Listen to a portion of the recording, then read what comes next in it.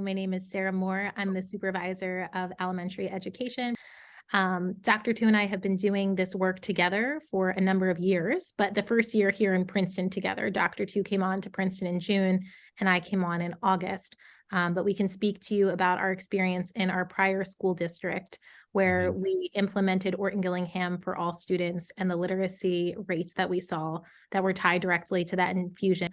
I'm the mother of a dyslexic child and the child of a dyslexic mother, so the work is very personal to me.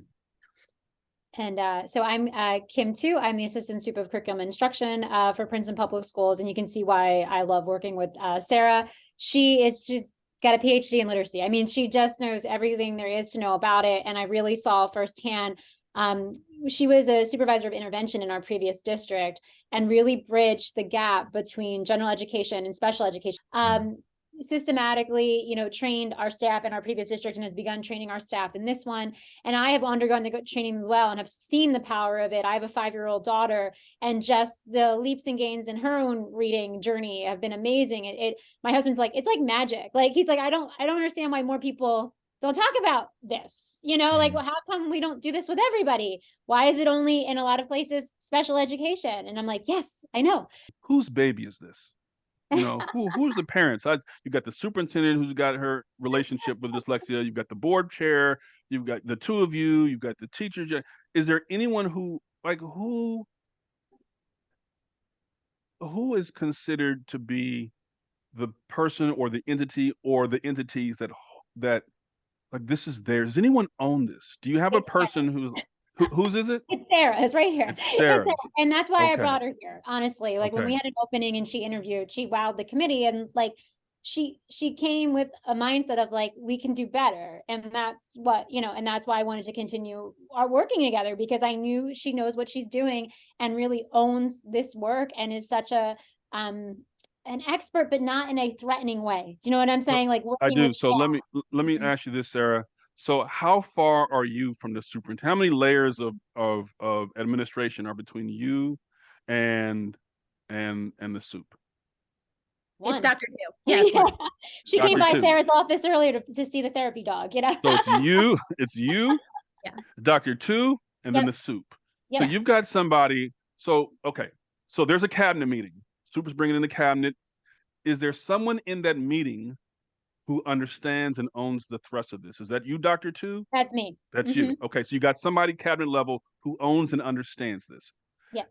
Does that matter? Does that make a difference to have somebody at that level of the organization? Can you tell me a little bit about that? Because this is important, because cabinets all around the country, your superintendents are trying to figure out how to structure things, and boards are trying to figure out, okay, so what should we approve, and what are the roles, and how should, like, why does that matter if it does?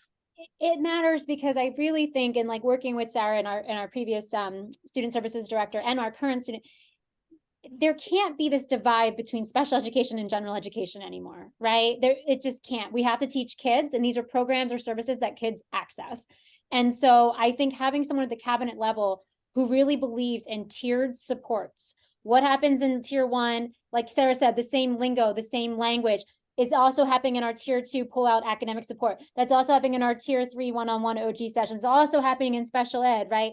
That we're all in a aligned system with the same language, the same goals, I think is really important to have at the cabinet level, because that person ultimately, like, I oversee K-12 programming. And so we need to make sure that there is a bridge and consistency throughout all of our services. We're training our ESL teachers as well in OG, so that there's a consistent understanding of how literacy works in our school system. And we're working on math as well. So like, I think that's what that's my role, is to hire people like Sarah with the vision and the connections with the staff and the expertise, and then give them the resources to help make it successful and align those different tiers. So there are some people who would say, yes, well, a chief academic officer is supposed to do that and everything else. Like, they got what you're talking about, but they're also doing science and math and whatever. They're the whole ball of wax. And so we've been pushing, no, you actually got to have somebody who, like, this is their thing. This is their jam. Like, they own this thing. And it may not be the CAO, because the CAO is, I don't know. Does that make sense to you? No, it does, because I oversee everything. And I think if I didn't have the background I did in working with Sarah previously, you know what I'm saying? Like that, you can't. There's only so much time in the day, right? There's only so much room in the pie. But I think it's training up admin to own it and then say, it is literally the foundation of everything that we do. How are we not having a person dedicated to this work? Because what we're seeing as we've started here, people start coming out of the woodwork and saying, I have a kid in 10th grade who can't read. Like people start saying, and it breaks your heart. And I always go, when did they get here? Please don't tell me they've been here since kindergarten. Like, I don't want to hear that. You know what I'm saying? Like, and relying on Sarah's expertise and some of the other staff that we have hired who've been OG trained and OG certified.